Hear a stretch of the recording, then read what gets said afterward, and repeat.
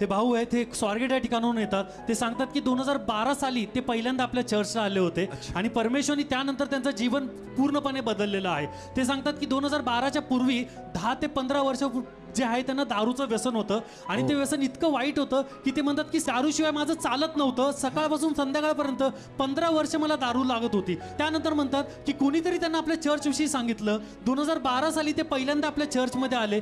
दर शनिवारी ते चर्चला येत राहिले. शनिवारची जी प्रार्थना आहे त्यामध्ये सहभागी झाले, सहमत झाले आणि ते सांगतात की एका वर्षामध्ये ते पूर्ण त्यांचं दारूचं व्यसन पूर्णपणे प्रभूंनी काढून टाकलं. आणि आता ते म्हणतात की जवळजवळ 9 ते 10 वर्ष झालेले आहेत, त्यांना बिलकुल दारूचं काहीही व्यसन नाही, कुठलं त्यांची इच्छा देखील होत नाही. आणि त्यांची दुसरी साक्ष अशी आहे, ते सांगतात की 2014 साली त्यांनी एका स्टॉल चालवायला घेतलं होतं आणि ते सांगतात की त्या स्टॉलमध्ये ते सांगतात की प्रभूला मी प्रार्थना केली की प्रभू मला याच्यामध्ये तो आशीर्वादित कर.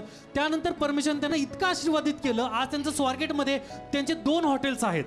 हालेलुया. आणि त्यांची तिसरी साक्षी ही आहे, ते म्हणतात की आम्ही त्यावेळेस पासून आम्ही भाड्याच्या घरात राहत होतो.